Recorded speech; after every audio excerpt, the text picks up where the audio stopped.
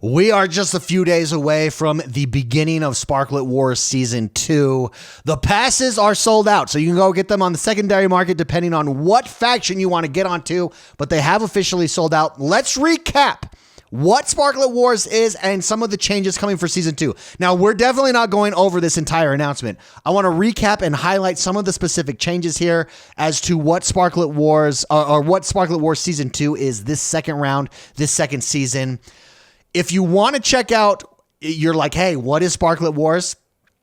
Make sure you come check out the full announcement over on our website, over on Medium, over on Twitter. Links are inside of the game, the whole shot. Come check it out. Read the full thing. SPARKLET Warz is a big event. It's an event that's here to stay. It's an event that we are going to be growing and evolving over time. It's a major event. So come learn it, learn what it is, and see if it's for you, if it's what you want to participate. Here is, first up in this announcement, it recaps what happened last season. Cypher Cyborgs claimed victory. Last season, they had an absolute dominating performance. Congratulating to them. What I really want to focus on here, though, is what's new in Season 2. So, for those of you that may be new, what is SPARKLET Warz? SPARKLET Warz is a battle between three factions in Upland: Pirates, Knights, Cyborgs, that battle for domination of a city. This season, it is Las Vegas that you're going to be battling for domination for. How do you battle for that domination? You place structure ornaments, SPARKLET Warz unique structure ornaments on properties in Vegas to score points for your factions. There are specific, in fact, let's go look at these. There's the passes. Here are some of the structure ornaments, the new ones that are dropping this season for each of the factions. You see they're unique. Putting these on structures in Vegas. Sorry, my brain gave up there. Will give you points. You can also build superstructures. These are the superstructures for this season in Vegas, and they give you the most points. You can then counter these with weapons, cannons, defensive items, chests right here, which are map assets that you place on properties around each of the buildings, each of the superstructures, to then either give your team an advantage or to defend, to provide defense against your team from others coming in and taking out your structure ornaments, stuff like that. That is how it works. Now, let's go over what the changes are here. So new for Season 2, there is a lot of changes. First of all, the new battleground. It takes place in Las Vegas. There is an exception here, Queens Ridge exclusion. The neighborhood of Queens Ridge is being excluded because it was purchased by a single player. Again, did you know that you can purchase an entire neighborhood in Upland? There are two neighborhoods, I believe, on sale right now for ETH in Upland. You can buy it. You can divvy it up among your friends. You can keep it for yourself. You can build it up however you like. That's what Queenswood was. It is not eligible for any scoring points, that neighborhood, in this season as a result. One of the things we did lower the passes per faction. So last season we had 200 passes per faction that were available. This season, it's 175. We're really going to be adjusting that number season in and season out while we're in open beta to get to that sweet spot. We felt like it was a little bit too much last time. What is that sweet spot this time? Now, one thing that's different. Last time, registration and sale was open up to everybody because we hadn't done a SPARKLET Warz before. This time, there was whitelist access. So over the weekend, players who actively participated last season were able to get on a whitelist to get first dibs at a pass this season. Passes were randomly dropped in the store. You could only purchase one as a player. You got early access. Those who participate get priority over those. For instance, what we want to avoid is people who pick them up to snipe them, right? To turn around and sell them right away. They never had any intention in playing. We want those who want to play and participate have every opportunity to do so. One of the new things that I'm most excited for is real-time strategic events here in Season 2. Now, real-time strategic events will be neighborhood-specific, but they will evolve season after season, and there will be different types of real-time events that take place over time. For the most part, this season, they will be neighborhood-specific. So, for instance, a real-time strategic event will be, hey, there's been a nuclear leak. Nuclear? Did I say nuclear? I said it wrong. There's a nuclear leak or something. There's radiation in this specific neighborhood for the next 24 hours until it's cleaned up.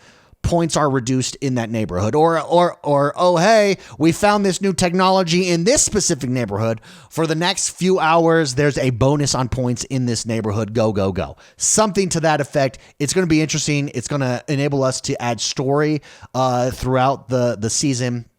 Throughout the challenge. It's going to enable us to really evolve and affect gameplay that way. Adds just real-time strategic events that are a lot of fun. Again, this will change, adjust, and grow over time. And so you can see where real-time strategic events really can affect the outcome of a game, depending on, hey, how do we play this over, as our faction? Where are we going? Are we moving? We're paying attention. Everybody's coordinated. Coordination, communication is key here for sure. Next is kart mechanics. So for those of you that don't know, karts are the most powerful weapon on the board. Karts, SPARKLET Warz karts last season reduced 100% of a structure ornament score.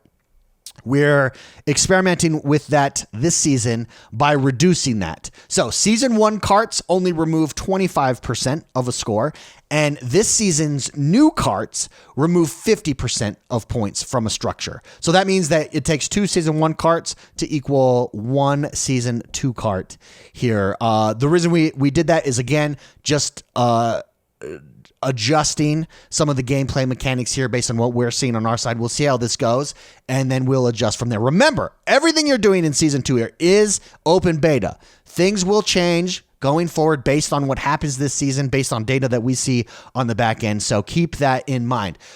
There are other kart mechanics that may or may not come this season. Stay tuned. You're going to want to keep an eye out from that, maybe perhaps in the realm of real-time strategic events. Maybe. So you're going to want to pay attention. Map assets. Previously sold season 1 map assets still count toward battle points. All of them. All of them except for structure ornaments that are not available. So there was a structure ornament specific to a building in Tokyo. That obviously is not available. Won't give you any points because you can't build that, put that on any structures in Las Vegas. But all your previous map assets work.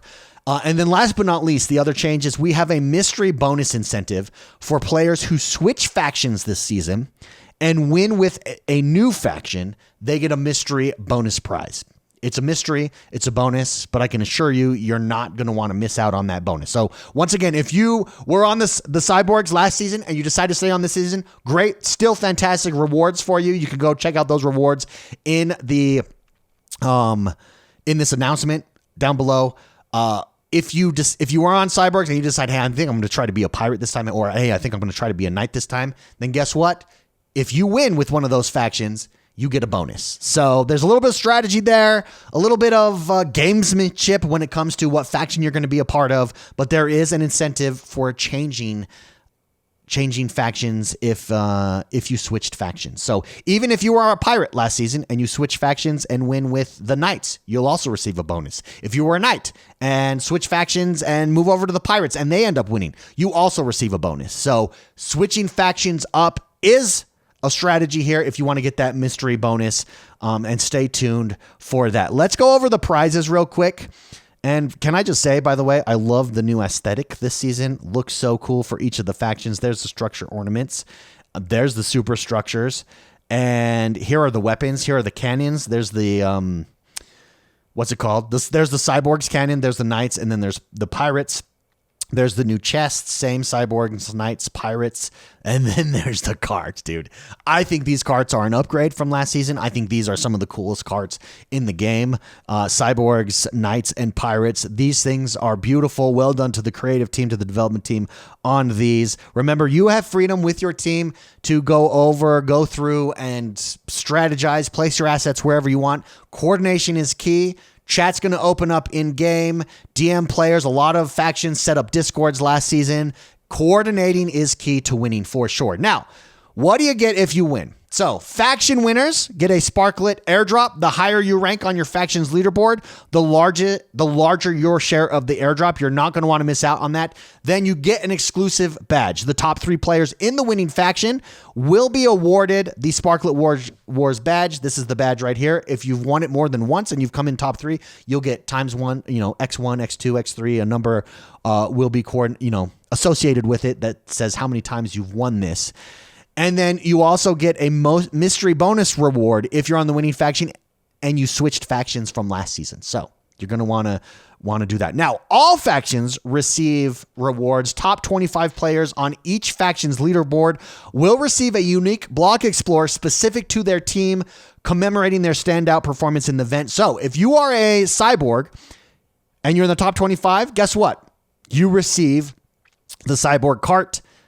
If you're a knight, you receive the knight Kart block explorer, or the pirate if you're a pirate on top 25 on the pirate leaderboard. So there is an incentive for being in the top on your leaderboard beyond just being on the winning team. Make sure you're on those leaderboards. Remember, there are 3 different leaderboards. Real-time faction leaderboard, it is in the game. The official faction score leaderboard is also in the game. The only one that's outside the game is the individual battle score leaderboard, and that one is outside the game. But both of the ones that really matter for your faction, the real-time faction leaderboard, that is your score right now, updated all the time.